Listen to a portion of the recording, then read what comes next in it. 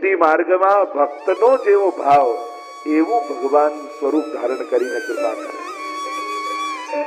તો આપણે ત્યાં બે ભાવ ચાલે છે, નંદાલયના સેવાનો ક્રમ અને નિકુંજની સેવાનો ક્રમ.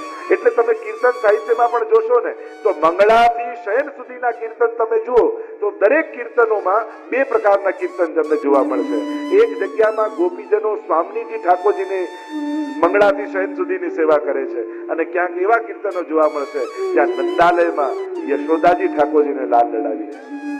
બંને પ્રકાર, નંદાલયનો અને નિકુંજનો, આ બંને ક્રમ આપણે ત્યાં સેવા ક્રમમાં ચાલે છે. અને એટલા માટે તમારો બાલ ભાવ છે તો બાલકૃષ્ણના સ્વરૂપની ભાવના, અને કિશોર ભાવ છે તો બે સેવ્ય આપણે ત્યાં કહેવાય. એક બાલ ભાવ પ્રધાન